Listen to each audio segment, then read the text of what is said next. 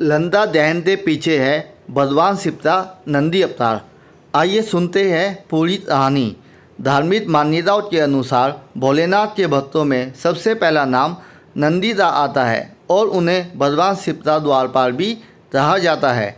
ऐसा माना जाता है कि नंदी सदा महादेव की भक्ति में लीन रहते हैं और बिना उनकी अनुमति के प्रभु से कोई मिल नहीं सकता।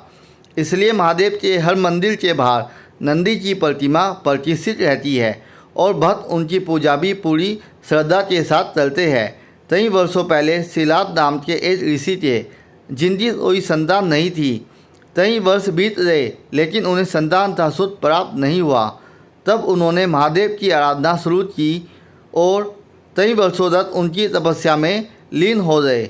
शिलाद ऋषि की भक्ति देख महादेव अत्यंत प्रसन्न हुए और कई वर्षों तक उनकी तपस्या में लीन हो गए।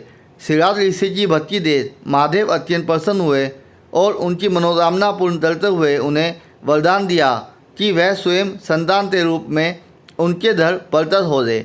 इस वरदान के फलस्वरूप शिलाद ऋषि के घर एक पुत्र ने जन्म लिया जिसका नाम नंदी रखा गया। बालक नंदी महान शिव भक्त था जिसमें 1000 बैलों का पराक्रम था। नंदी के जन्म के कुछ वर्षों बाद मिश्रावरुण नाम के ऋषि शिलाद ऋषि के घर आए। ऋषि ने उनका स्वागत पूरे आदर सत्कार के साथ किया और उन्होंने नंदी को ऋषि का पूरा ख्याल रखने की जिम्मेदारी सौंपी। नंदी ने भी आदेश अनुसार अपने कर्तव्य का बड़ी भांति पालन किया। जब वह दोनों ऋषि जाने लगे तो उन्होंने शिलाद ऋषि को दीर्घायु होने का आशीर्वाद दिया, परंतु नंदी को आशीर्वाद देते हुए वह थोड़े चिंतित नजर आए। उस वक्त शिलाद ऋषि उनकी भावनाओं को समझ नहीं पाए और सोचने लगे कि आखिर ऋषियों के मुख पर चिंता के भाव की क्या वजह होगी। तब उन्होंने नतमस्तक होकर ऋषियों से उनकी चिंता का कारण पूछा और उत्तर सुनते ही उनके कदमों के नीचे से मानो जमीन ही खिसक गई।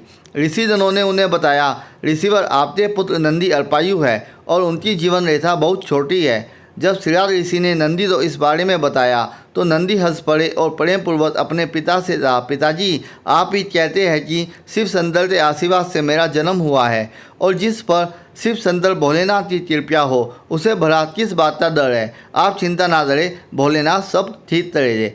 इतना कहकर नंदी भोलेनाथ का ध्यान करने निधर पड़े।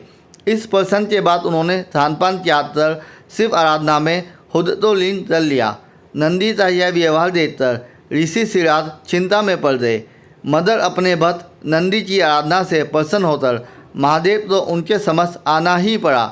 महादेव तो देखते ही नंदी की चित्त प्रफुल्लित हो उठा। वह हाथ जोड़कर भगवान शंभु के सामने नतमस्तक हो गए। भगवान ने उन्हें अमर होने का वरदान दिया और खुश होकर अपने गले से कमल की माला उतारकर नंदी के गले में डाल दी। जैसे ही माला नंदी के गले में गई उनके 10 हाथ और 3 नेत्र प्रकट हो गए। तत्पश्चात उन्होंने शिव शंभु की सेवा में पूरा जीवन बिताने की कामना प्रस्तुत की। उनकी कामना सुनकर महादेव ने तथास्तु कहा और नंदी को अपने साथ कैलाश पर्वत ले गए। कैलाश पर्वत पहुंचकर महेश्वर ने नंदी को अपने जनों का जननाय घोषित किया और उनका अभिषेक भी करवाया। साथ ही माता पार्वती ने भी उनको पुत्र रूप में स्वीकार किया।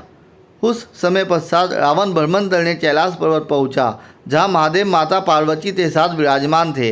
नंदी ने मां के आदेशानुसार रावण को अंदर जाने से रोकने का प्रयास किया, परंतु नंदी की परवाह न करते हुए रावण ने कहा, तूने माँ बड़ी रावण को रोकने की चेष्टा कैसे की?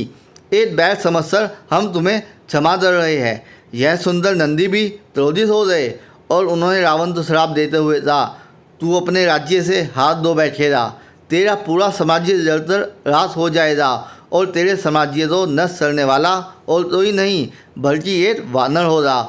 नंदी के दिए हुए श्राप के मुताबिक रामायण में जब रावण ने माता सीता का हरण किया तो हनुमान जी ने अपनी पूंछ में आग लगाकर पूरी लंका जला डाली और इस तरह नंदी का यह श्राप पूरा हुआ।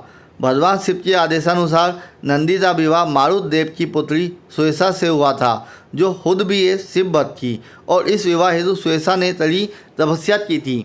यह विवाह देवाधिदेव महादेव की उपस्थिति में कैलाश पर्वत पर संपन्न हुआ था। महादेव शिव के नंदी अवतार से हमें यह सीख मिलती है कि निश्चल मन से महादेव से मांगा गया कोई भी वरदान प्रभु अवश्य ही पूर्ण डरते हैं और सदा अपने भक्तों को अपने चरण कमलों के अधीन ही रखते हैं। भोलेनाथ जितनी आसानी से खुश होते हैं उतनी ही जल्दी वह क्रोधित भी होते हैं। वहीं नंदी महाराज उनके क्रोध को शांत रखने का पर्याय माने जाते हैं।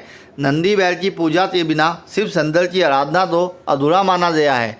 आप तो शिव जी से नंदी अवतार की यह कहानी कैसी लगी ज़रूर बताएं। ऐसी ही और जानकारी सबसे पहले लेने के लिए मन की भक्ति चैनल को सब्सक्राइब करें व वीडियो को शेयर जरूर करें। धन्यवाद।